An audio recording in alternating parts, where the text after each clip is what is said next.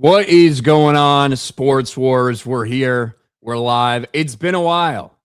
It's been a little while because we were busy last week, and it's been 2 weeks since we last streamed on the channel. But we're back, and what a time to be back in the midst of March Madness, Major League Baseball opening weekend. Tiger Woods on the comeback train. Again. So a lot of good stuff to talk about. Beardo, what's up, man? How you doing? I'm doing good, man. Baseball's back. Angels, You know who's really back?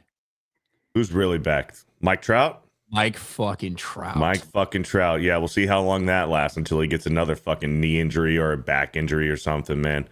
Dude's career's been plagued with injuries. It's unfortunate. I need Mike Trout to have a year again. Just one. Just give me 1 year. Just give me this year, Are you playing fantasy baseball and he's on your team or something? No, but I have a sick fucking Mike Trout card that Okay. it's like a all-star medallion, Mike Trout autograph, numbered only out of 10. There's only 10 of them in existence. Oh, nice. If I had sold that thing when I had it, like when I got it, Sure. it would have been about $2,000. Yeah. Right now it's worth about 300. Okay. So I need him. I need one season out of Mike Trout. Okay. One healthy season. Give me fucking 50 home runs, 120 RBI, 30 stolen bases. That'd be great. Not necessary, but that would be great. Give me one that reminds everybody that Mike Trout at one point in his career was set to be the best baseball player that we've ever seen. MVP season and the Angels win the World Series. I think that thing will, that card will shoot right back up. I don't give two shits about that. What? MVP? I think MVP will definitely make that card more valuable. 50 home runs, MVP season. That would be great. I would love it. But just get on a fucking pace, man. Get on a pace. And Just if he stay stays healthy, he can hit 50 bombs. There's no doubt. Yeah. But the problem is, will Mike Trout stay healthy? That dude, he's out there making diving catches in center field again. Hold off on that. Like, just let it drop. I don't need you to go after those. It's not the biggest deal. The Angels are going to suck. Okay. So I don't need you putting your body on the line for that. Just stay with me at the plate, buddy. Yeah. I'm glad he's back in center because the past couple of years they were like doing the right field experiment, like, less wear and tear on the body. Center field is where he belongs. Well, I'll never forget when he first came up, man. Mike Trout in the 2010s, even though I don't think his rookie year was until 2012, he had like 80 WAR in the 2010s, which is twice as much as the next closest person. It was crazy the pace that he was on. So, dude, the hype, bro. I remember 2014, the hype for the Angels, #1 in the American League. And then we play the fucking Kansas City Royals in the first round. I went to the playoff game, the ALCS, and we got our fucking turds pushed in. I think we got swept by the Royals. I've never heard anyone call it turds pushed in. Well, he says that sometimes. Okay. I think you need to add it to your vocabulary, man. It's a good saying. Okay. I'll remember that. Hey, those Angels leading the division right now. Watch out. Dude, be careful, man. Be careful. But yeah, and Yankees, Dodgers, both off to good starts. Aaron Judge, after his terrible, 4 strikeout opening performance, he's now hit 2 dingers. So that's good for Aaron Judge. But Will, what are you up to, man? Not much. It feels like it's been longer than 2 weeks. Missed you guys last week, but it sounded like you guys had a good time there at MegaCon. Yeah, you know what's crazy? What? You have Ohtani. These are guys that I bet to hit home runs, right? You got Ohtani, Vlad Guerrero Jr., Austin Riley is one of my favorites. And there was one other guy who haven't hit a dinger yet, and they're all at home in their opening series. I know it's only been a couple games, but none of them, kind of crazy. Yeah, and Paul Skeens has like a 70 ERA. Yes. Paul Skeens can only give up like 30 runs the rest of the year if he is dependent on how many innings he pitches. He can only give up 30 runs the rest of the year if he wants to maintain his sub-2 ERA that he's had back-to-back seasons. Yeah. He'll be fine. And you see the people are blaming Livy Dune. See all that? Done? No, people are Livy Dunne, however, Isn't that her name? I don't care how you pronounce it. Olivia Dunne, whatever. She's in the new Baywatch movie or TV show, and all these pictures are coming out of her, like, you know, all over these guys on the beach and stuff for Baywatch, and people are saying that she cursed Paul Skeens. Look, Paul Skeens kind of got fucked. He gave up a couple hits, but also like that Pittsburgh fucking outfield, O'Neal Cruz with a terrible read on a ball and then just straight up fucking missed one. Yet somehow none of them got called errors because they were such bad plays that they weren't technically errors because he never had a shot to make the play, you know? And so Paul Skeens will be absolutely fine. He'll be fine. I mean, you would think he would be motivated to go out and pitch a gem, just a reminder who she has, you know? And he goes out and looks like a bum out there. She's going to be like, well, I'm going to go hang out with these ripped, jacked men. Might leave you, Paul, unless you start pitching better, you know? He'll be fine. He'll be an Angel at the trade deadline, and the next year, you know, he'll be a Yankee. That's what always happens, man. The Angels trade for these players at the trade deadline. We rent them for half a year, and then they sign a huge contract with the Yankees. I couldn't tell you how many times this fucking happened. Well, let's be real. Paul Skeens is under Pittsburgh's control for several more years. So that's not happening until like 3 years from now or something. Yeah, it'll happen. It happened with Zach Greinke. We got Zach Greinke from the Royals, signed a big contract with the Dodgers. We got Mark Teixeira from the Texas Rangers. He's not going to be an expiring free agent. If you traded for him now, you would have another several years. Yeah, we'll wait a couple years. We'll wait a couple years, then we'll trade for Paul Skeens. And then he'll go to the Dodgers. I don't know.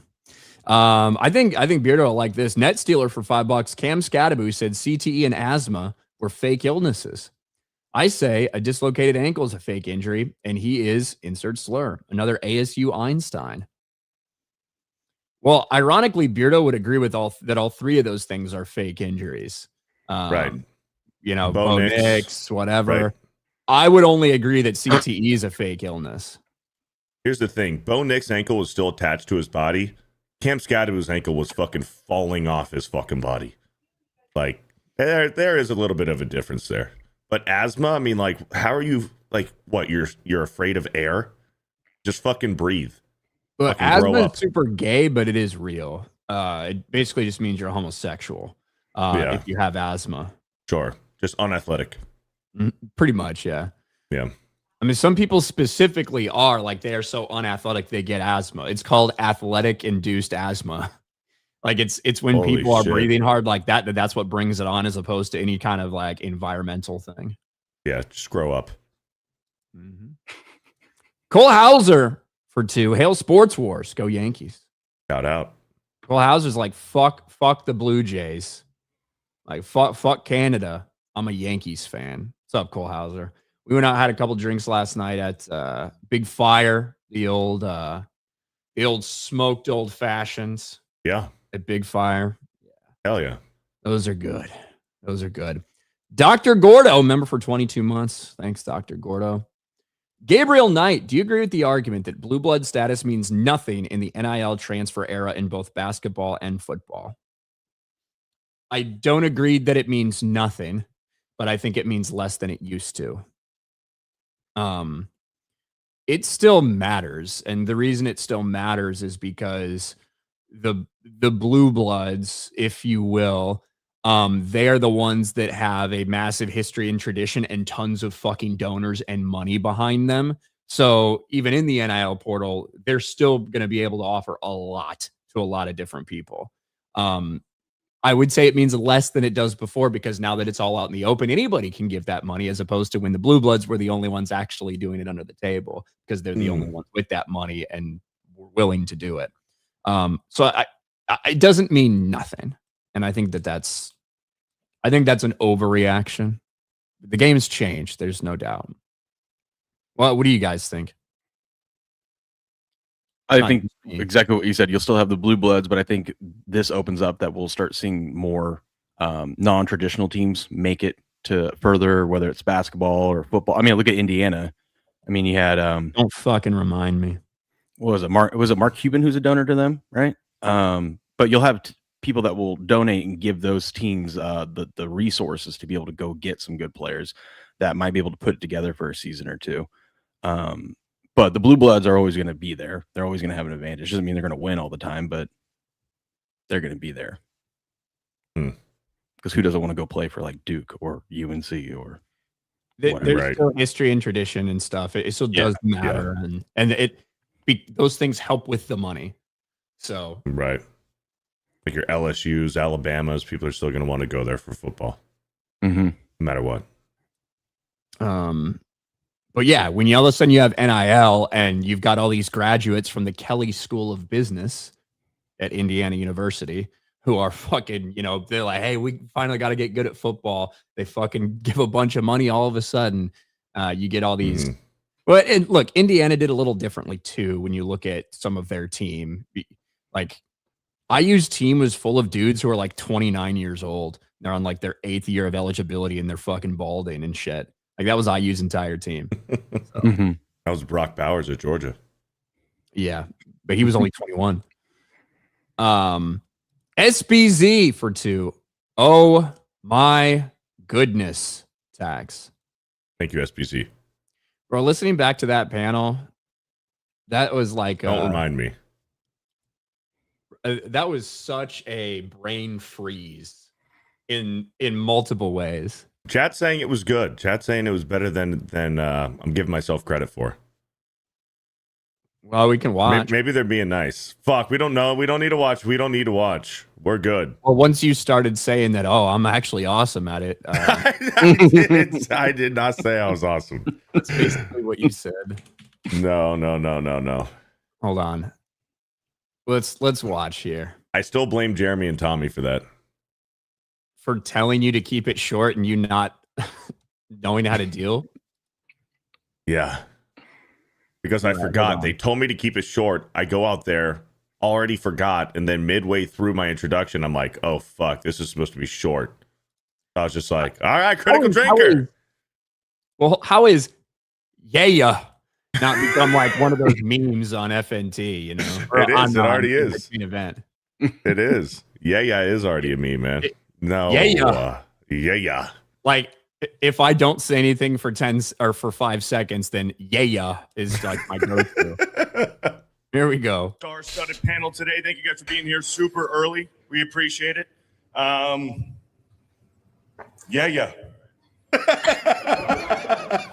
We have. You totally forgot what you were doing up there. Well, dude, I was gonna go up there and riff it. I was gonna be funny and stuff, but there was some guidelines. Like, I was gonna do some like crude inside jokes and stuff, and Jeremy's like, none of that, straight to the point. We only have 45 minutes in here, so I'm like, oh fuck. What do I do? Because you look away and you're like, Yeah, it's like you're looking off stage and there's no one there. Like, you're just looking to the side, and then we'll let it play this time. Because after you're like, let's get it up for drinker. Let's get it up. Then you're like, give it up, clap. Let's get it up for drinker. Here we go. Well, today, thank you guys for being here super early. We appreciate it. Fuck.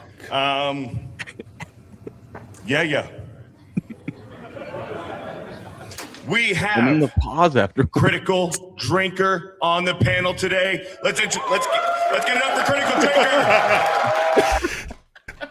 Let's get it up. Critical drinker. Oh fuck! Thank you for reminding me. Shit. Yeah. Man, not. Yeah, there's a reason why I haven't looked at the comments of that video. Anyways, can we talk about sports? What about the Blue Bloods, man? Tell us more about the Blue Bloods, Ryan. That's right. Fuck. How about those MMA fights last night? Did you see the fucking chick knockout? Holy fuck, dude, she died. I've got those pulled up actually to look at. Holy shit. Speaking of women, Metal Slave with 50 gifted memberships drops a bomb. Shout out, Metal Slave. That's awesome. Thank you, Metal Slave. That's a lot of fucking memberships. Yeah.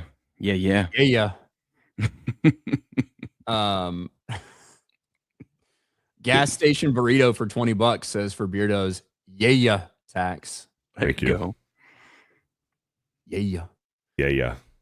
All right, where did I leave off over here? Oh, Gabriel Knight for 5.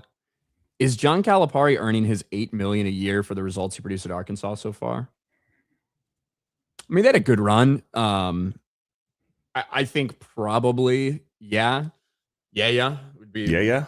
But I mean, is $8 million a lot now? Still, I mean, I know it was when he signed it, but I don't know. I get comparing because I always think of like football coaches' salaries, which obviously are higher. But I mean, he's putting guys into the NBA. That's what he always does. You know, he's a shitty coach. He's a great recruiter. But now with the money, this is the thing I think about Calipari. The reason Calipari has always been able to get these guys is because he has always been a liar and a scammer and a guy who pays people under the table. And he's had recruiting violations everywhere he's gone. Now, all those things that he used to do, anyone can do now. So I think the value of John Calipari is lessened now that the playing field is leveled. I think he's done a fine job in Arkansas so far. And he's a showman. I mean, they play no defense. So they just, if they're going to beat you, it's because they're going to score 100, 110 or whatever, you know. And the nights they don't do that, they're going to lose badly. But he's a showman. That's what you got to do. They want to see people shoot threes and make them. McCock. We also saw at MegaCon with 50 gifted memberships. Looks like Obama's trying to eat all 50 of those gifted memberships. Hell yeah. Just swallow. Hell yeah. Thank you, McCock. Appreciate it. And we do apologize we weren't able to do to do the stream last week. Just I was at MegaCon doing meet and greets during that time. So there's just no way we could have done it. Unfortunately. My wife was so confused. She's like, "Aren't you supposed to be doing a show right now?" I go, "Yeah, normally." Are you sitting on the couch? You lazy bastard. Get the hell out of here. But yeah, you did bring up some of the fights last night, Beardo. Yeah. Let me actually, here we go. So yeah, we did have a UFC fight night last night, and the headliner was Israel Adesanya, and very quickly he showed us why he shouldn't really headline anything other than fight nights anymore. I think it's 4 or 5 straight losses. Is that what it is? 5 of the last 6. Yeah, 5 of the last 6. He's lost. And he's talking like, I wouldn't want to do that White House card anyway. It's like, bro, I don't think anyone. I don't think they want you. Card. It's crazy though. He's a good example of like how quickly you can fall off. Because I mean, he's had a long career. He had a long kickboxing career. I didn't realize he's already 36. But when he was at the top, when he was the middleweight champ, he was so damn good. And then, well, yeah, he was juicing. Just fell off. Well, either way, I mean, he fell off real quick. He was on the sauce, dude. Do you remember when Israel Adesanya a few years ago came out to fight and he just had gyno like a motherfucker? You could have milked that fucking tit. Yeah, I actually remember you talking about that. But yeah, it's 4 straight losses. Did I make a video on that? I might have. I don't think you made a video about. I don't know if you did that, but I just remember us talking about it and you saying that you thought he was juicing. Oh, he for sure was. But it was this fight right here, Alexa Grasso versus Macy Barber, that was the highlight of the night. Not for Macy Barber, but oh my goodness. UFC on Paramount. Yeah. This is one of the craziest finishes that I've ever seen. Grasso found the target. The crazy part is right here. She was already done, dude. And then that chokehold was fucking insane. She goes and she's like climbing on the referee to like save her, dude. She has no clue where she's at. Oh, I think she's trying to take the referee down, like thinking that's her. Yeah. Oh, really? She's still fighting. Like, I think she that's temporarily scary, regained dude. consciousness and was fighting. That's scary, man. So she's done. Like this shot, you could see her legs. She's done. And then Grasso has another one, but because she's open, like she doesn't know she's knocked out. She just fucking wraps up when that neck is exposed. Bro. The target. Look how deep that is too. And that's fucking tight, man. And oh man. With no resistance whatsoever. You know what I mean? Like that is scary. And in the aftermath. When I first saw it, I thought like right here, I thought she was getting up to get pissed that he stopped it early. But then you watch it right here and it's like, oh no, she's out. She doesn't know where she's at. She has no idea, and you can see in a second here.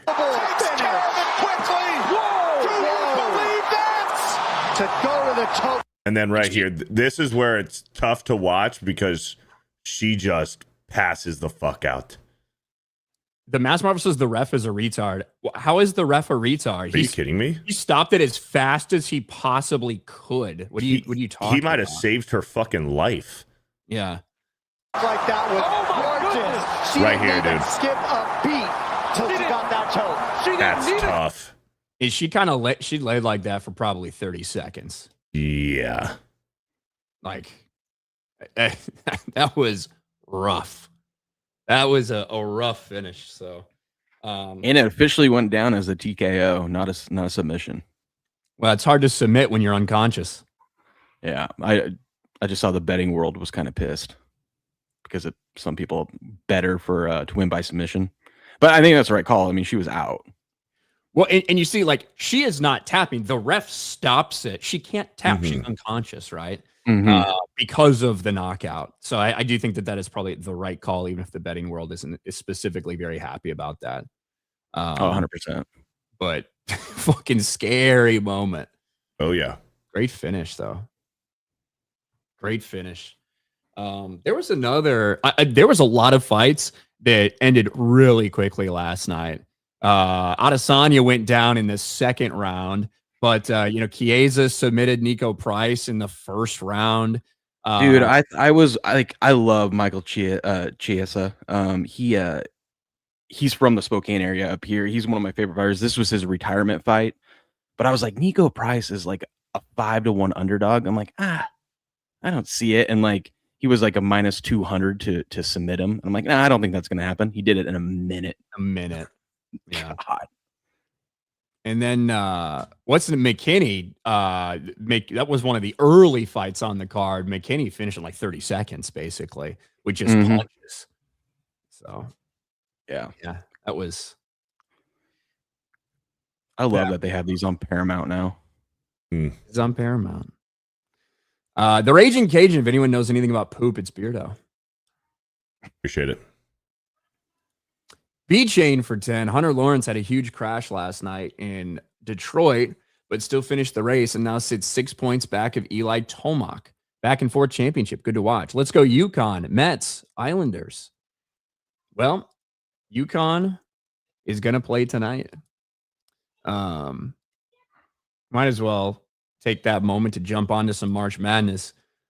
I'm so mad that March Madness started the weekend of MegaCon because that first round of the NCAA tournament, quite frankly, is one of my favorite times of the year. It's one of my favorite sport times of the year. Have all four, in my multi-view on YouTube as you get a game that's ending about every 5 to 10 minutes. And it's just great. It's fun. It's exciting. You got underdogs, you got upsets. And I didn't get to watch as much of that as I would have liked. I did watch most of Purdue's games. Did make a Sweet 16 and even made an Elite 8. Unfortunately, last night, the Purdue seniors, Braden Smith, Fletcher Lawyer, and Trey Kaufman-Wren, probably the most winningest class that we've ever had in Purdue history. Unfortunately, that run came to an end last night against Arizona. Arizona is playing better than I think anybody else in the NCAA tournament, even with a bad first half that they had. I think Purdue was lucky to be in the lead. I don't think they were playing particularly well. Arizona's really fucking good. Got a lot of dudes on that team, but shout out to Purdue. Matt Painter, I think, is one of the best coaches in the country because of what he's able to do with less every single time. You look at these guys, you look at Braden Smith, who is now the all-time leader in NCAA assists in a career. I don't know if that ever gets broken. That's what they said about Hurley's record for a long time. Braden Smith broke it in the first game of this tournament. That's a dude who nobody fucking recruited. Some 5'10", 150-pound dude from Southern Indiana. They recruit in-state. They don't get the big guys. They don't get the massive, huge transfers like that. They don't. Oscar Clough was the big transfer. A dude who was playing fucking like Division II basketball or something last year. So mad respect for the way that Purdue does things. This is as far as I thought they would get. I actually did pick Arizona to beat them in my bracket, but hell of a fucking career for those guys at Purdue. Hell of a career. But I don't know. You guys been watching? Will, I'm sure you've been watching it a little bit. Oh yeah, I've got your bracket. Your bracket is dog shit. Oh, it is. Yeah, I decided I was like, I'm either because last year I went all 1 seeds and I actually had Florida over Houston in the final, so it was a good year. This year I was like, it's not going to happen again. We're not going to get just chalk for the most part. So I try to be a little different, and yeah, I have nothing remaining, and I can't even pick any of these games right. But it's been fun. It's been a fun couple weeks. So this is right now the Sports Wars bracket. I think I'm in 9th overall. It's going to be tough for me to leapfrog too many people, at least that have Duke. Like Crimson Cripple has Duke. I have Duke winning. So it's going to be tough for that. But we got to go all the way down to here if we want to get to game on. Yeah. You are tied for last, and you have no points remaining. So you are done. And so is the other guy. So I tied. Let's go. Yeah, a tie for last. That is rough. Now, so I don't have any losses on my bracket. You didn't fill one out. My bracket's perfect. Well, there's also no wins on your bracket. That's true. I mean, the crazy bracket at this point was, Florida and Houston both going down early to have an Iowa-Illinois Elite Eight matchup for that Final Four appearance. Got to say, Big Ten's represented. What were there, 5 Big Ten schools in the Elite Eight? Let me think. 1, 2, 3, 4. 4 Big Ten schools in the Elite Eight. Just absolute domination. But we do have Duke and UConn today. That's a big matchup. Duke has been playing really fucking shitty. I had Michigan. Well, they're injured. They're injured too. And then the guys that are coming back from injury, it's like how good of chemistry do they have? Can they put it together? Which, I mean, they were doing enough to get by. That St. John's game was a really good game. I think UConn is live dog today, but go against everything I say because I picked everything wrong. I had Michigan State beating UConn. Actually, I didn't think UConn was going to go on this run. I do have Duke beating them. We'll see how that plays out. But I think there's a chance we do end up with 3 number 1 seeds in the Final Four again. Michigan tonight. This is going to be a big game too. Michigan and Tennessee. Now I think Michigan has the big easy edge. Tennessee did play really well against Iowa State. But I think Michigan's just far too athletic for. I think this is going to be a great game though because Tennessee has kind of figured it out. But both these teams are big physical teams, so it's just going to be a fun from a basketball standpoint of just good solid defense. It's a great matchup. Should be a good game, but I do think Michigan will get it done. I think so too. I think Michigan. Yeah, me too. I think Michigan was playing arguably as good as anybody in the country, going into the Big Ten tournament. And then Purdue put the brakes on that and actually beat them in that game, which led Purdue obviously on a good deep run in the tournament as well. But I mean, to me, Arizona right now, albeit one bad first half against Purdue where Purdue played very well. It's hard for me to see anybody beating Arizona if they're playing well. It's going to take something for them to do to play poorly by themselves, like their mistakes, for anybody to beat them. Or if you're a good 3-point shooting team, because Arizona they just go inside the paint and get buckets. They're not really they don't shoot a lot of threes. So you need a team that is hot from 3 if you're going to beat them, because they're gonna bully you inside. But the thing with Arizona is they play such good defense and they don't give up transition points. So the only way to beat them is to literally shoot the lights out. Doesn't Bronny James II play for Arizona? Bryce James, yeah. Bronny James II. He left the team before the tournament started. Really? Yeah, to focus on the NBA draft. I thought that was a fake post. I thought that was it was sarcasm. Maybe it was. I thought that was a sentinel. I'm going to be honest. He hasn't seen a minute of playing time. Yeah, he hasn't played at all this season. Yeah, he's just a bench guy. Okay. but I don't know about that report. Yeah, Will, I think that was a NBA Well, Central. I'm reporting it right post. now. He's not. There you go. He's not Okay. playing. He's Okay. going to focus on the draft. He's done a lot of handshakes. I know that. So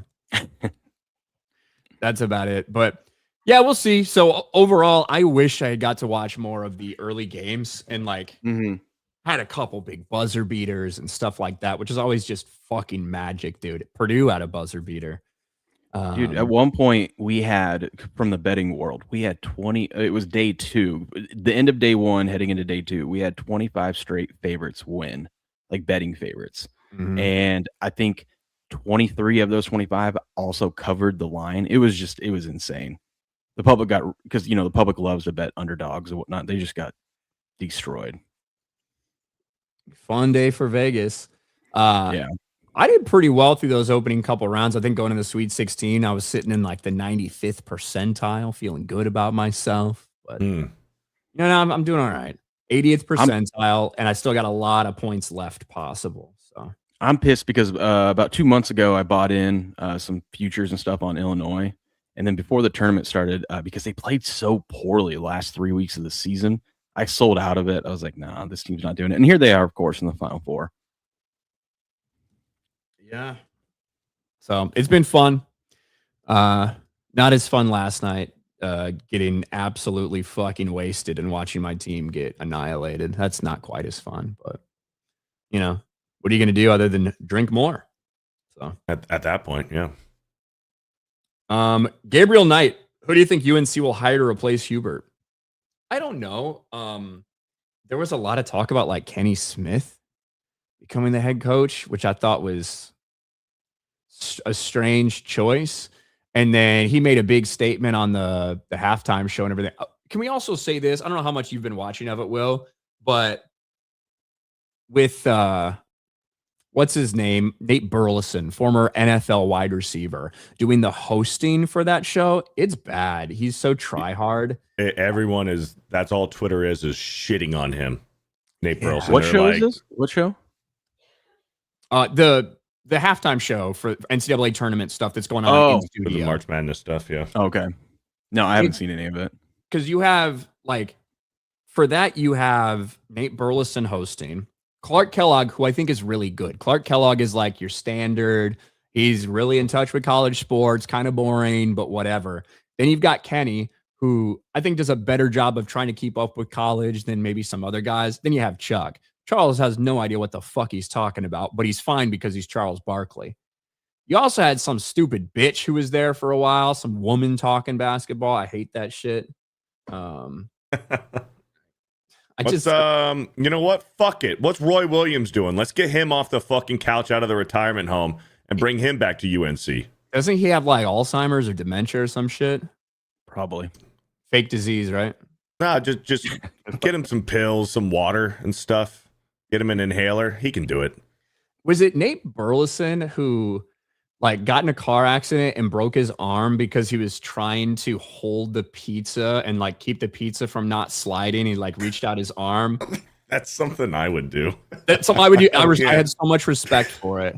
Yeah. Hold on. I'm going to look this up. Yeah, I think you're right. Like Nate Burleson pizza injury. It autofills. Yeah, saving That's awesome, pizza. dude. I respect September 2013, then Detroit Lions wide receiver Nate Burleson broke his left forearm in 2 places during a single car accident. The injury occurred when he tried to prevent 2 pizzas from sliding off the passenger seat of his GMC Yukon, causing him to crash into a median. Left I have forearm. so much respect for that. That's interesting because usually if you're going to block the passenger seat, you're throwing your right arm over and you're still driving with your left. I think my initial interpretation when I remember it is thinking he broke the arm that he was doing that. I think what actually happened is like he was turning or something and the pizza was sliding and he reached over and it caused him to get in a car accident. Gotcha. Yeah. I mean, it all depends on like where was the pizza from? Doesn't matter. Because if this is like a Domino's Pizza Hut situation, I think you just let it go and you order another one. But if this is some good like mom and pop hole in the wall New York style pizza, then that's when you risk getting in a car accident for.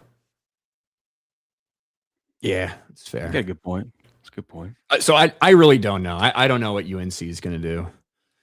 I'm thinking Nate Oates, even though I know he says he's not leaving Alabama, but I think he's got a shot. That'd be an interesting one, actually. Stephen De Leon, Beardo, never let them take the mic. You fig. Hell yeah. Next year, that's how I'm starting off the intro, just with a yeah. Here's Ryan Kinnell. Yeah. Get it up for Ryan. McCock for 5. If you have asthma, it just means your oxygen's retarded. Yeah. Under Armour Gamer, next week, the new Blazers owner takes over. Oh, really? Yeah, that is it's going to be earth-shattering when that happens, you know?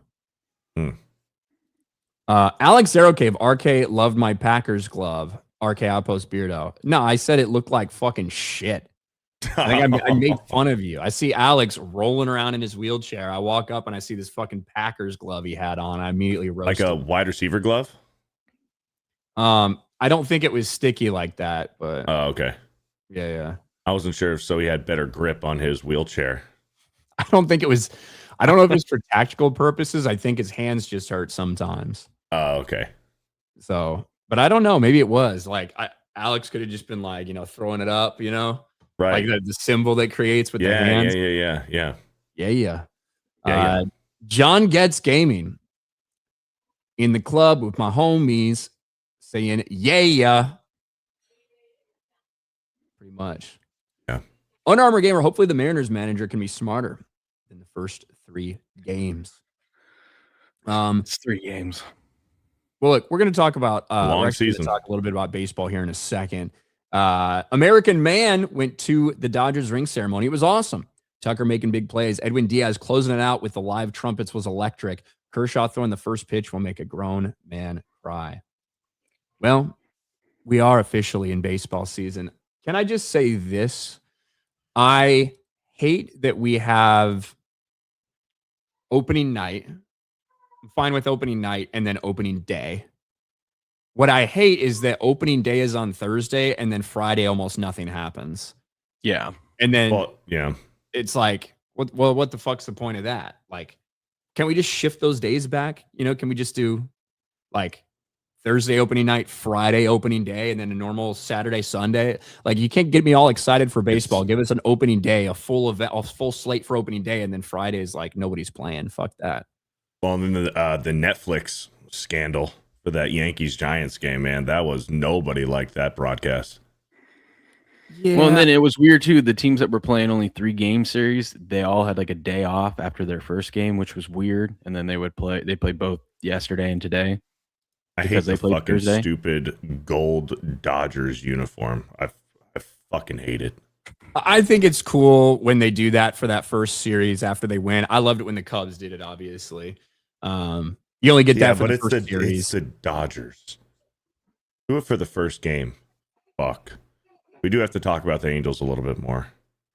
What else is there to talk about? The Los Angeles Angels beating up on the Houston Astros. Beating up on them. We did give up a 6-run lead last night, though.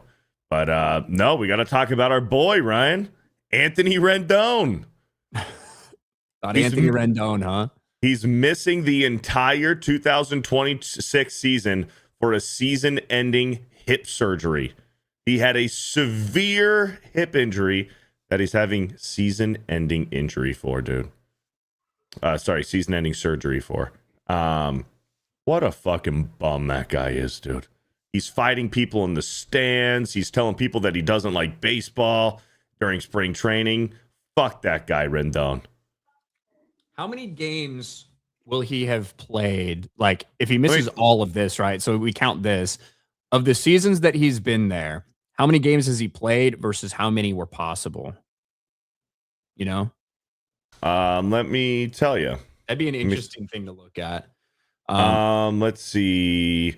Anthony Rendon has played in 257 games for the Los Angeles Angels across 6 seasons from 2020 to 2025. So if you add another season to that, another 162 games on top of that. Yeah. That's crazy. Last year, he played just 57 games, signed the contract in 2019, and has only played 257 games. on a $245 million contract for 7 years. What's the most games he's played in a season for the Angels? 70 or something. I can probably get it. Um, Most he's played for the Angels. Okay, so here we go. Yeah, that first year. No, sorry. His second year with the Angels, he played 58. That's the most he's ever played, was 58 in 2021. So with the Angels, his first year in 2020, 52, but that was a shortened season, right? 52 games. The thing is, though, if you look at Mike Trout, a lot of those aren't going to look great either. But there's just such a different perception around Mike Trout and Anthony Rendon. Right. So 52, 58, 47, 43, 57, didn't play in 2025, and is not playing in 2026. It can happen, man. Anthony Rendon would finish, like top 3 in MVP voting the year before he signed that deal with you guys when he was playing for the Nationals, right? Did he not win the MVP? I don't think he won the MVP. Did he? Did he win the World Series MVP? I'm talking about MVP. I know. I'm saying he won something, whether it was World Series MVP or National League MVP. Pretty sure he won something. Anthony Rendon win. Or he got MVP. close. I thought he was like top 3 in voting or something. I didn't think he actually. Maybe that's what it was. Yeah, his highest finish was 3rd in National League MVP voting in 2019. Okay. Finishing behind Cody Bellinger and Christian Yelich. So yeah. That was the year before he went there, I think. So Beardo is the Anthony Rendon of Geeks and Gamers. Appreciate that, Jeremy. But yeah, I do think that, I mean, you can fall off hard. Look at Chris Bryant. For me as a Cubs fan, I was absolutely excited as hell for Chris Bryant to be drafted, and following his entire minor league career, gets called up 2 weeks into 2015, wins Rookie of the Year, wins MVP and the World Series the next year with the Cubs. And I'm thinking, dude, the sky's the limit for this guy. Mm-hmm. Then he has degenerative back problems, and he's getting paid a lot of money from the Rockies, and I have no idea when he's going to play again. Mm-hmm. It can happen quick, dude. It can happen quick. And that sucks. But some things remain the same. The Yankees are undefeated. The fucking Dodgers are undefeated. Shohei hasn't really got things going on. Aaron Judge has hit a couple bombs, but has been not great other than that. But it's just a couple games for all these guys. You know what I mean? It's not like, Right. This is fucking, what's wrong with Aaron Judge? Like, it's way too early. It's a long season, boys. It's a very long season, but it's fun to have it back. Oh, yeah. You know who it's going to be a really long season for, though? Hold on. Let me guess. I don't know. Tell me. Yeah, I have no clue. The umpires. Specifically, CB Buckner. I hate this piece of shit. I've hated CB Buckner forever. He is one of the few umpires who people know the name of, right? When it's like Angel Hernandez and CB Buckner, when you know an umpire's name, it's not Joe West. Joe West. It's not a good thing, because the only reason you know their name is because they're shitty in some Because way. they're bad. Not Also, because they're making great calls out there. The woman umpire, she's having a rough start too. Yes. What was her name? Jen something. Stupid dumb bitch, whatever that name is. Yeah. She's having a rough go. But ABS, I wasn't sure if I was going to like it. I really like ABS a lot. So ABS is the new automated batting system in which you can choose if you like pitcher, catcher, and batter within 2 seconds of a pitch being called a strike or a ball can challenge the call. I do think it has to be within 2 seconds, if I remember the rules right. They rolled it out in the minors and stuff like that. It is officially incorporated in Major League Baseball, and it's kind of fun to watch. I'm not going to lie. Mm-hmm. But it did not go well for CB Buckner. This is the Reds. So Boston got fucked over by a lot of his calls. The Reds challenged a lot. I think the Reds were 5 for 5 in challenging CB Buckner.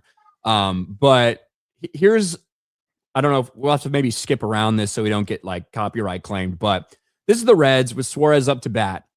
CB Buckner tried to strike him out twice. Got overturned 2 times. Low. Look at challenge. Immediate tap of the helmet. The Reds runners all hold. So bases loaded. Big deal. 1 and 2. Calls strikeout. It was obviously low and inside. And immediately challenged it. CB Buckner's got to announce that they're making a challenge. Batter's challenging the pitch. And it doesn't take too long either, which is kind of nice. It's almost immediate. Yeah. It doesn't take too long, and it's very much like the tennis replay system, you know, where you like see the ball coming down and know if it's going to be in or out. And here it is. It's powered by T-Mobile. That's out of the zone. The AB continues. I think this is going to cause real problems for umpires' egos. Oh, yeah. Because, now you have within 10 seconds, right? You've got batters who are showing you up. You have 40,000 people in the crowd that are cheering because you're such a dumbass bitch and they just showed it on the Jumbotron. What a terrible fucking call you made. Yep. I think it's going to cause major issues.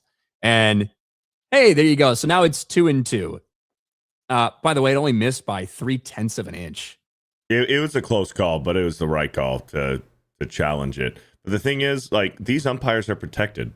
They're protected by the union. Like, yeah, you can get your postseason and World Series, rights taken away. If you were shit during the regular season, I think that they're not going to have you in the postseason. But I mean, they're still going to have a job. You can't fucking fire these guys. Like, once you're a major league umpire, like, you're pretty much there until you decide to retire. I hear what you're saying about hurting their egos and stuff, and I don't disagree. But I mean, we kind of already have this anyways. I mean, all last year when there was terrible calls, people would put montages together of umpires every bad call and put it on X. I mean, the fans would see it, right? It wasn't broadcast on national television. John Boy Media is the best. I love going to John Boy Media and looking at all the fucking umpire stuff.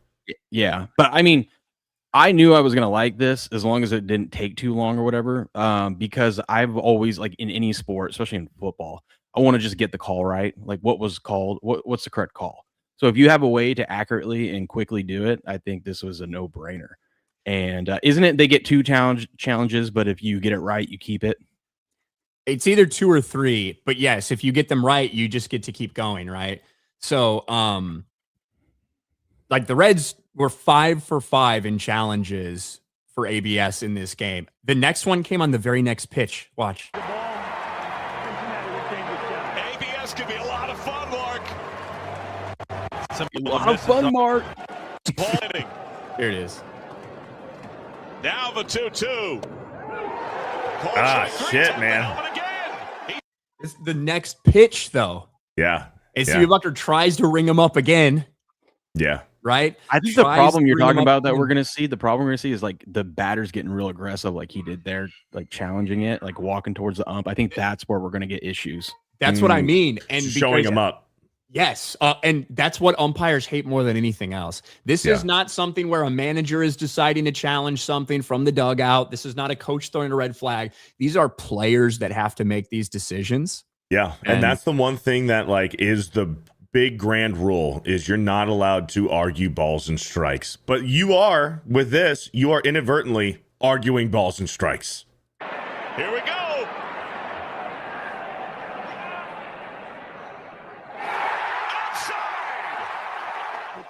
But you hear the fucking the crowd though. Yeah. That'd be so fun. And this was not just like there were bad calls for the Reds, there were bad calls for the fucking Red Sox as well. But then what happens is you have these umpires who have been so embarrassed by all this shit, their fucking ego, CB Buckner, who's a retarded piece of shit. And then what happens? He tries to take even more control of the game like this. Oh, shit. Take a look at this. A called strike 3 on the swing. All right, first of all, he doesn't go. And then secondly, does not appeal to an umpire with a better angle. So CB Buckner, after getting fucking roasted for all these things, all these challenges, all this embarrassment, decides to make this call himself as to whether this was a check swing or not, which you got to go down to first on this, man, and live with whatever happens at first. I think the hitter should be able to point down to the base umpire and get an appeal on that. I think he held up. It's obviously a tough call. Oh yeah, he held. This is not a call a home plate umpire should be making. Exactly. But a lot of other things have been taken out of his hands, so he's trying to take control of the game. And then what do we see when Alex Cora comes out to talk about that? Nothing that irritates a hitter more when a home plate umpire tries to call everything. You're out of here. You got to do is put your right hand up and let the man on first base make the call. Eventually, I'm telling you, this is going to be a big issue for umpires. He's just trying to get the fans back on his side, Maybe. After they're laughing at him for trying to strike out their player. But I mean, Salvador Perez in that first game, he was spot on with a couple of those challenges that he knew were strikes. That is one of the most impressive thing about most of these challenges are getting overturned. And it really shows you like how familiar catchers and pitchers and hitters are with what the strike zone should be. And what a difficult job. Let's just be real. It's a tough job to be a fucking umpire, man. It is. Yeah. I'm not going to pretend like it's not. But it's kind of we'll never know. I guess you could go at the end of the season. You could go back and see if these were never challenged because we didn't have the challenge system, how differently the season could have played out. I'm sure someone will do that, but imagine how differently all these other seasons would have been played out if we had this system in place. But then shit like this, again, this is going to piss umpires off, I think. But there's a knee buckler, strike 3 call to Randy. Okay, here we go. Wants to challenge right away. He already knows, and he's just taking off the shin guard, walking his way down to first base.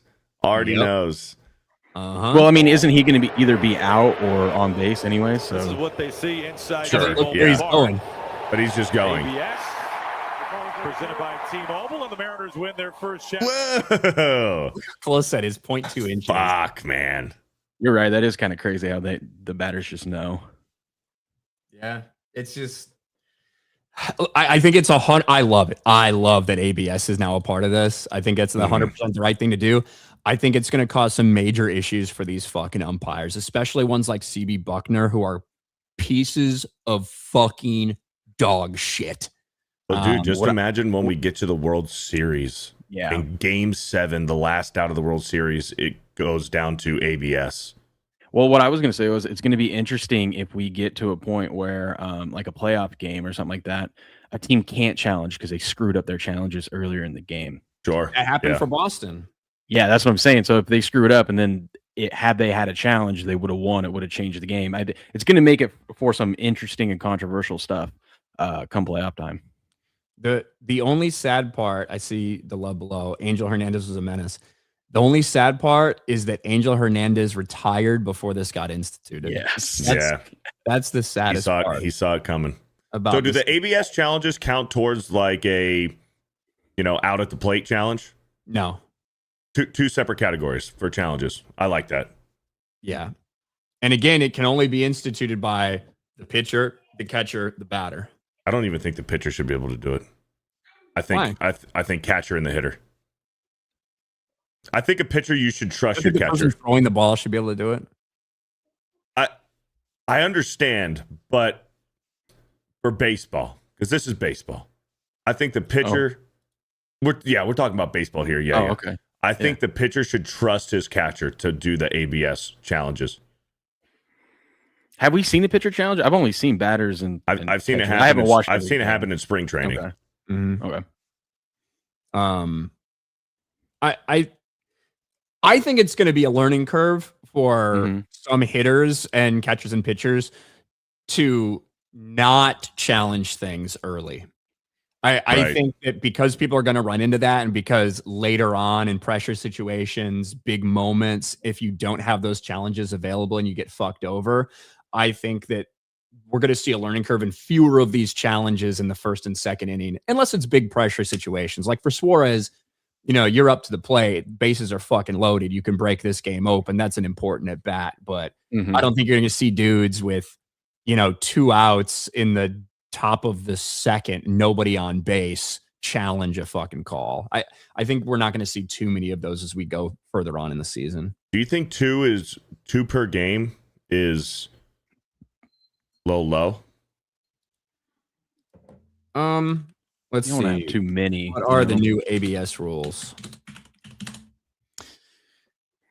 Let's see what we can find here. Teams will get 2 initial challenges per game. Players, pitcher, catcher, or batter, must initiate the challenge immediately by tapping on their cap or helmet, with successful challenges being retained.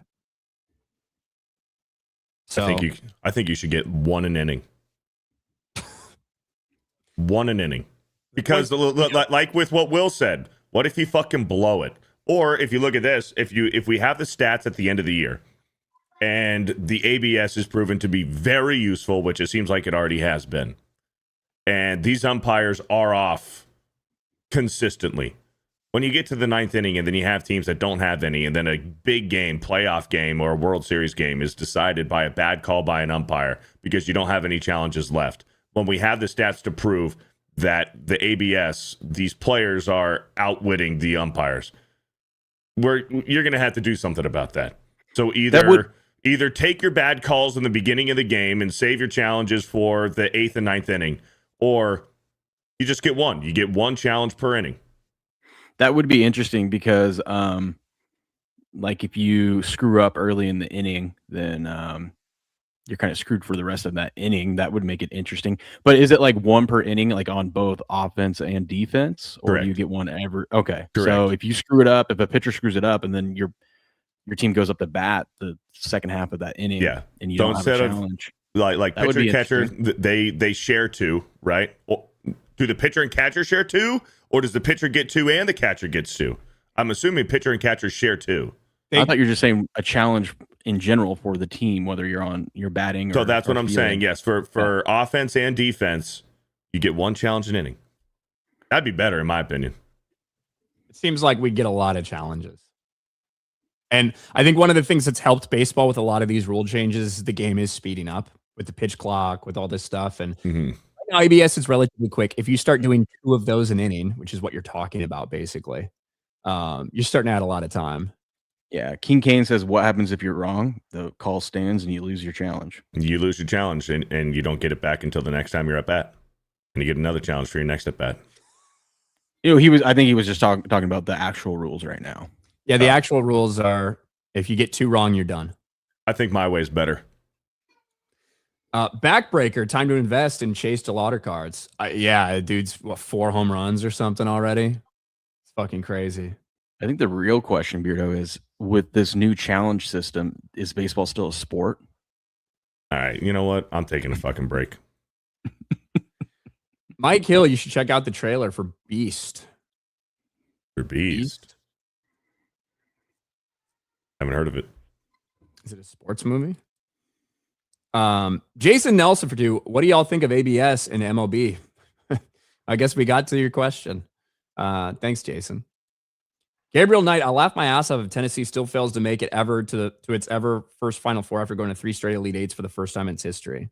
Well, look, they're a 6 seed, and obviously they're talented, but Beast. I don't think it's going to be like, oh, what a failure if they don't. I mean, it was a good job for them to get to the Elite Eight.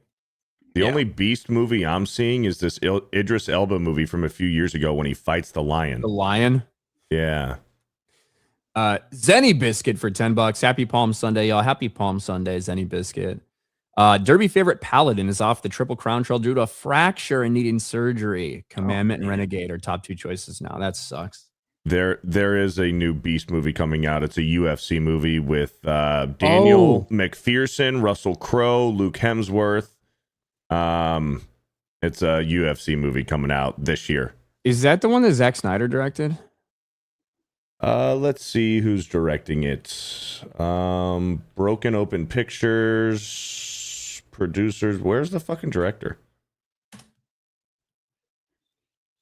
Oh, directed by Scott Adkins. Tyler Adkins. They related? I don't know. I just looked it up and it said director by Tyler Adkins. There you go. All right. There you go. Cool. B Chain for 5. Oh, forgot to mention Connecticut Sun got sold and are moving to Houston, so no more WNBA here. Anyway, in other news, are they going to be the Houston Comets again or whatever? Houston used to have a WNBA team, right? Couldn't tell you. No clue. No fucking clue. I know the Vegas Aces and the LA Sparks. That's about it. Houston has a UFL team. I know that. Bro, like Houston was really good. They're the ones that had like Cheryl Swoops and Houston Comets. They won the first 4 consecutive league championships from 97 to 2000. Cheryl Swoops, Cynthia Cooper, Tina Thompson. Cool. Come on, man. I know my WNBA history. Dr. Beardo, thoughts on, can you say that? Nope. I'm not even going to try. Can you? Radio immunoelectrophoresis. Yeah. I don't know. I heard that one's pretty serious. Do you know what that is, Will? I can piece some of it together. I know exactly what it is. But I can look it up real quick. There you go. Is this something to do with fucking immune deficiency based on like some sort of fucking radio waves and what it does to your nerves or some shit? That's highly sensitive analytical technique combining immunoelectrophoresis with the radioisotopes. Let's see. That's what happened to the 49ers. Yeah, that was where my guess was going. But yeah, that's what they're saying. God, I'm so glad to be out of school and not have to read this shit anymore. How can you not just like look at a word and pronounce it?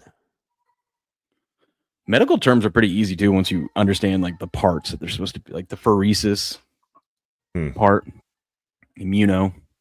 That kind of gives it away there too. Mako Gray Cat. Hope the Jays do well this year. At least they're better than the Leafs. At least I was memorable at MegaCon. No luck on finding the photo. We got to find that picture, Mako. I didn't fucking take a picture next to a furry just for it to like get lost out there. Yeah, just get lost. Like I sacrificed a lot to get that close to you. So we'll see. Little Orphan Funkhauser 2, Dr. Beardo on seizures. Just relax, dude. Yeah. McCog for 5. Black men are to fatherhood as Jeremy is to sports wars. Never around.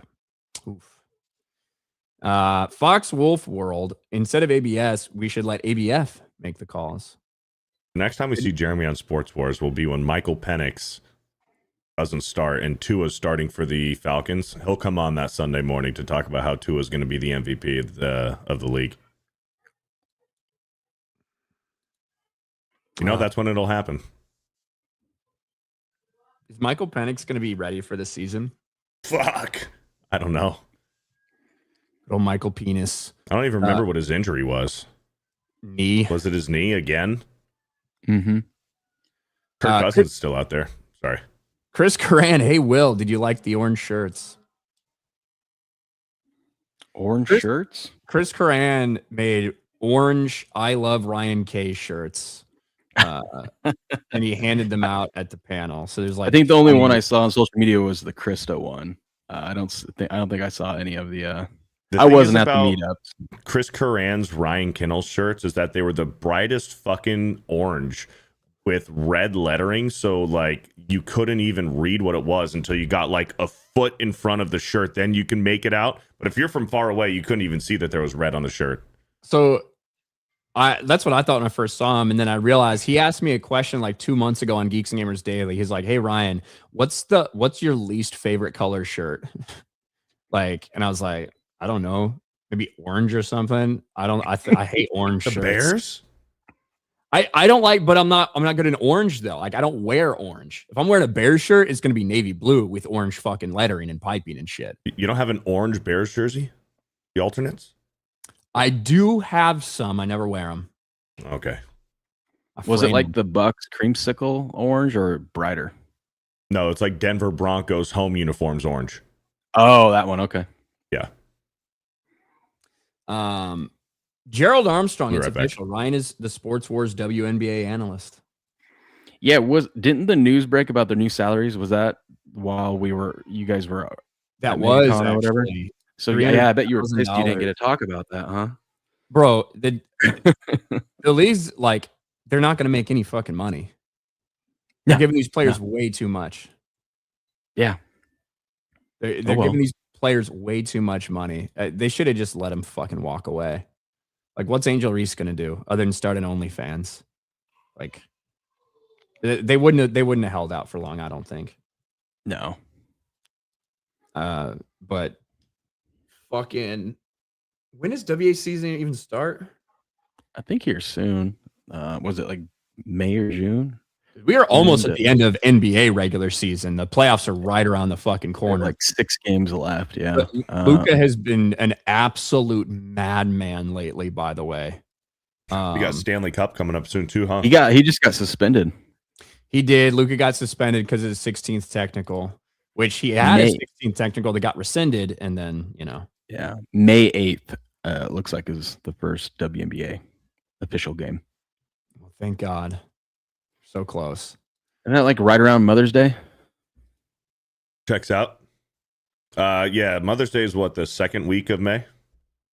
Yeah, so right around. And then April 12th, I believe, is the last NBA regular season game. And then we get to the play-in tournament and stuff like that. So we got a good month coming up. I mean, you got the Masters, you got you got the NBA playoffs, and then we got the draft. It's gonna be fun. Draft. We gonna do a Sports Wars draft spectacular again this year? We can. We should probably do something like for baseball season too. Now that baseball season's in full swing. What do you mean do something? Like a stream or something. You know what I mean for baseball season? Like a locals thing? No, not to watch games, to talk about the shit that happens. Like, oh, okay, that'd be fun. Like a Monday evening quarterback, but for baseball. Yeah. Okay. Yeah. Dandy for $50. Let's NBA go. first team All NBA, provided they all reach 65 games. Luka, SGA, Kawhi, Wemby, and Jokic. Jokic can only miss one more, but he's been tearing it up, dude. Have you seen his stats? He's averaging like 20, 20, and 20 this past week. It's been nuts. And he looks so casual while doing everything. I don't think it should be Kawhi. Honestly, I think that Jaylen Brown has had almost an MVP-worthy season. Like, people did not expect the Celtics to be where they were after that Tatum injury. And like, my respect this year for Jaylen Brown has gone through the roof, to be quite honest with you. Yeah. I don't disagree there. I think either or. I think Kawhi, like numbers wise, would have a little bit of an edge. And remember, he really doesn't have anyone there with him now. True. But yeah, Jaylen Brown, I hear you on that. That guy, he should be more in the MVP discussion than he is. Cade Cunningham. I don't think you can put Cade Cunningham in there just because of the other guys. But Cade Cunningham's been fucking awesome. He's still out for a couple more weeks, I think, or at least one more week. Has he played 65 games? Cade Cunningham, he was close. I think with this injury, he's not going to reach it. That is the stipulation, right? For any of these awards, you have to play 65 games, which is funny because like LeBron's not going to play 65 games, but he might end up with more minutes than Wemby, just because the way they've been trying to protect Wemby, which I think is a good idea because he's an alien freak and can't handle punishment. So I do like that rule that for a game to count, you have to play 20 minutes. Like, you can't just start and play a couple of minutes and then that counts as a game. But yeah, they were super smart when he came back from his injury. They would only play him 20, 21 minutes for like a month and then build him up to where they're at now. And it's worked. The Spurs look amazing. Is LeBron retiring? No. He's going to go another year, dude. You really think that piece of shit would fucking go a whole year without telling everybody he was retiring, without his big goodbye ceremonies? Yeah. I thought that was the reason for the patch, though. He's wearing like the year 23 patch. Look at me. I'm LeBron. This is my last year. No, he was just the first player to reach that. So that's gay as fuck. Cade Cunningham has played 61 games. So if he doesn't come back soon, he's going to miss it. Cole Hauser for Sports Wars NHL trade deadline next year. Probably not Cole Hauser. Nobody knows anything about hockey here. I mean, we can read an ESPN article about it for you. Good. I guess. Wolfsbane for 5. Luka got his first suspension rescinded to play Detroit and still lost without Cade. Also, Wemby's my MVP for the season. The alien. Cade expected back for playoffs. All that matters. Yeah, he should be back for the playoffs. Yeah. The Wemby SGA debate is interesting. I do think it should be SGA has lost so much respect this year. Like, everyone hates the way that he plays. Every fucking day you see highlights of his fucking bullshit. I understand that, but I mean, when we're talking MVP, I mean, Shea has hit so many clutch shots over even just the last month. But also, you see what the Thunder are when he doesn't play, and then when he does, compared to like when Wemby doesn't play for the Spurs are still freaking damn good and win games. And also, NBA has this weird thing where you have to like put in your time before you like. It's rare that someone would win an MVP in their third season. Like, they just, even if it's deserving, they make you wait. I think like, I don't think Luka's getting talked about enough. Luka should, 100%. I would not be upset at all if Luka went. Now, what are they, third seed or something in the West? Yeah, but I mean, they were in the play-in like a month ago, and then they've gone on this tear a lot thanks to him, and he has what, like 15, 40-point games this season now? Yeah, and it feels like 10 of them have been in the last 10 games. Like, Mm-hmm. So Luka right now is averaging 33.7 points per game. Yeah. 8 assists per game. Like, let me actually pull up all league leaders right now. He So should be MVP for having to play with Bronny James. 33.7, almost 34 points a game. Yeah. I don't know, man. But SGA has that crazy streak of 130-something games now with 20 points, at least, that he broke the record of. So,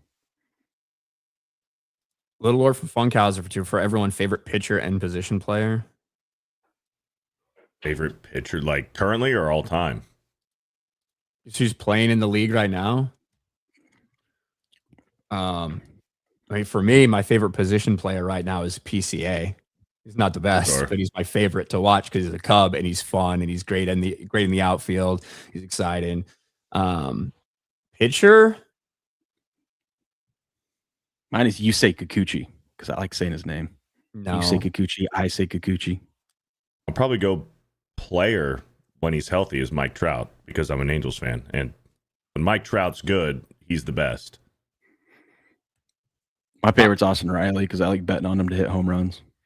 Honestly, in terms of pitchers, the two that I like to watch the most are Paul Skeens and Shohei. When Shohei is actually pitching, those are like my favorite to watch. I would probably go Paul Skeens too. I don't know how he's not anybody's favorite right now to watch. Ooh, Tariq Skubal. He's fun to watch out there when he's dealing. Yeah. He gets animated. He's not as exciting to me. I don't know why. But yeah. I mean, I guess Shohei's not very animated either. He just the fucking movement that he has on his breaking balls is otherworldly sometimes. You know what I mean? It just doesn't make any sense to me. But anyway, he should be my favorite, I guess, because betting on games and whatnot. Yeah, my guy. You talked about the Masters coming up, Will, and the Masters is right around the corner. And someone who I'm not quite sure if is going to be able to make it or not is the person who, even if he randomly entered and didn't make the cut, just coming back from this injury and that injury, he would bring the viewers, is one Tiger Woods. Yep. Eldrick Tiger Woods. Unfortunately, over the weekend, Tiger found himself in a little bit of trouble. I think you can just kind of reuse these headlines once every couple years. Mm-hmm. But Tiger Woods arrested at crash scene on suspicion of DUI, out on bail. Now, I'm not going to lie. When I think Jeremy messaged me as soon as this news broke, and it was like rollover car accident involving Tiger Woods. And I was like, yeah, he's probably on pain pills. Like, that was my first reaction because this has been Tiger's life. We've had multiple instances, some of them crashes, some of them not. There was one when he just got pulled over and he was so high on pain pills that he thought he was in California when he was actually in Florida. We know Tiger's been through a lot of different injuries. I I don't think it's a crazy thing to say. This dude is obviously either addicted to pain pills or is constantly required to be on pain pills, one or the other. But this was the scene. This is the scene of this rollover accident with Tiger. By the way, Tiger was looking jacked in this picture. Oh, he'd been looking jacked. Just for the record, he's been looking jacked as fuck. Yes. But this is obviously caused a lot of people to talk about Tiger and reflect on this, reflect on that, all this stuff. This is Tiger at this point. This is Tiger Woods' legacy. It is a dude who has broken his body beyond repair, who's held together by about 1 million oxys and fucking rubber bands and aluminum rods, and somebody who's never going to be able to do the only thing that actually he seems to love in the world, which is play golf. He's never going to be able to do that at the level that he once did. And this is it. This is his world now, Yeah, but he got out of the car accident injury free, right? No severe injuries. And look, so he got arrested on suspicion of DUI. They asked him at the scene to blow in the breathalyzer. He did 0.00. He was not drunk. He did not drink, nothing like that. But he refused to do a urine analysis. He refused to supply his fucking piss. And I wouldn't either if I was him, right? I sat here, I blew in your breathalyzer. Who knows the type of possible meds he's actually on for whatever reason. Do your thing. Take me in, book me, do whatever you have to do, forcibly get my urine if that's what you need. But I'm not going to just like volunteer it. That's probably what I would do as well. But I don't know. I don't know if he actually was, if he was over medicated at the time. Should he have been driving at the time? Who knows? But I wouldn't have fucking pissed in a cup for them either if I just sat there and blew 0.000. If you're like, hey, I think you're impaired, sir. You just fucking hit something and rolled this car over, blah, blah, blah. If that's me and they think, hey, we think you're impaired, sir. Would you do this breathalyzer? You're like, yeah, sure. Blow nothing. And they're like, well, we still think you're impaired. Can you piss in this cup? Fuck you. I would probably do the same thing. That's the right call. I honestly, when I heard this story, when it broke, the first thing I thought of was like, oh, is this something he kind of had planned so we can get over the Masters talk, like his way to stop talking about him returning to the Masters and whatnot? No, I think the opposite. I think this is now a guarantee that he wins the Masters this year. I don't think he's playing. Just me? I don't think he's playing. I think this is getting the ball rolling. This is the comeback story. Tiger Woods wins the Masters. Bet on it. He just started playing in that indoor golf thing again. You know what I mean? He did register for the U.S. Senior Open, which he's eligible for now. Look, I've seen a lot of people being like, hey, Tiger's not for the game. This stuff, it's just too distracting for the game of golf. We don't need Tiger Woods anymore. Blah, blah, blah, blah, blah. Fuck you. That's what I would say to those people. Golf absolutely still needs Tiger because if he played, it would be higher viewed than anything else. Especially if he made the cut at the Masters. Yeah. And it's like, oh, this was a bridge too far, was it? It wasn't the fucking serial cheating. It wasn't getting chased out of his house by his fucking wife and her hitting his car with a golf club and crashing. It wasn't fucking rolling over his shit, going 100 miles an hour around the corner and breaking his leg in like half. It wasn't any of these things. It was this instance, which we don't even know the full details about, to be quite honest with you. Right.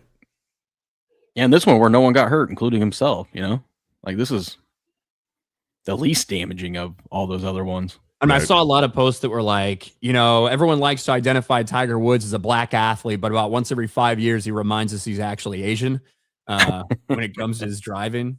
But, yeah. Eric says, Ryan, I sent you a DM right when it happened.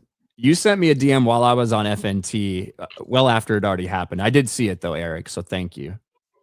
But I was on FNT, so I couldn't exactly make a video. But I'm glad he's fine. I'm glad everybody's okay. I would say, Tiger, you got enough money, man. You're worth like $1.5 billion. Just fucking get a driver, dude. Just get a fucking driver. I don't know. Yeah, you got all the money, man. Uber, get a professional driver. Something. You don't need to Uber, but exactly. But I'm just saying the options are there. could you The options are imagine there. pulling up to Tiger's house as an Uber Black driver? Yeah. He just walks out of the house with his fucking clubs. Yeah. He's like, "You pop the trunk." I'm saying the options are there. Get yourself a professional driver, man. Yeah. You would think he would always have someone around him too, like whether it's security or whatnot. Someone that could just drive him somewhere. I don't imagine Tiger's going places much by himself. It was right by his house too, so I don't know. Glad he's all right though. It's hard for me not to look, if he actually was high on pain pills, he probably shouldn't be driving and he shouldn't have fucking done that. Mm-hmm. I think Tiger's entire life is on pain pills. You know, it's like it just with all the different surgeries and shit he's had and the stuff he's put his body through, I think that just is his life and will be for the rest of his life. So we don't know what happened. We know he wasn't drinking, but we don't know anything else. I highly doubt it was any like illegal substance that could have been prescribed, but it would make sense too. I mean, because he's been trying to get back into the swing of things and he played in that TGL thing and he has, at least he said he's trying to get ready for the Masters. So if he's exerting his body more, he's probably in a lot more pain. So it wouldn't be shocking if he ended up taking pain medication. That's what I'm saying, dude. Tiger for the Masters, bro. Well, I think it was like in 2017 he got pulled over for that DUI, and then the 2019 Masters he did win. Mm-hmm.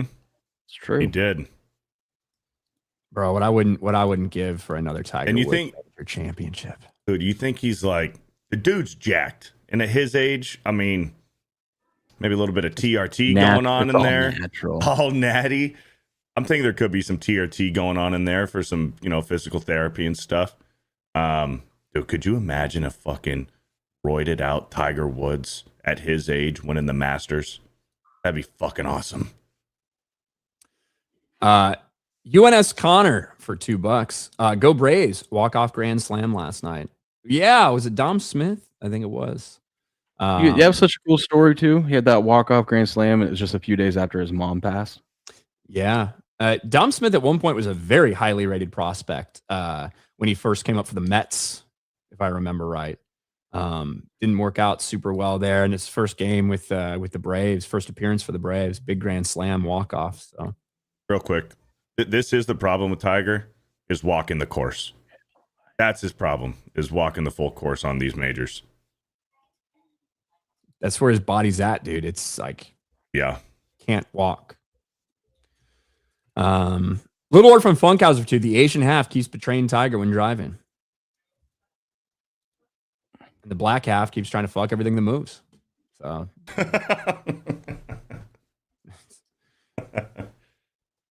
it's just Tiger. Number 2 Mets prospect, MVP votes in 2020. Was it really? Then? Was it all the way back then? I remember. I remember when Dom Smith was coming up. So yeah. All right, guys. That is going to be it for us today.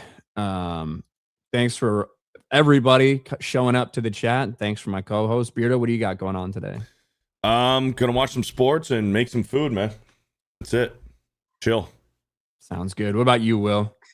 Oh, I'll be live at about 12:30 Pacific, just over on Rumble for Rumble Premium. I got like another half hour to do for the month for premium hour. So I'm just going to go over the games that are currently going on and just talk about sports. So if you want to check that out, go over to Game On Show over on Rumble. I'll be there. And then usual time all week long, 4:15 a.m. Pacific, Monday through Saturday.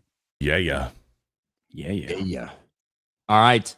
Well, that'll be it for us, guys. Thank you for hanging out. Sports Wars Sunday, and we should be back to normal streams now that we got past MegaCon. So thank you, guys. We'll talk to you next week. Bye, everybody. Peace.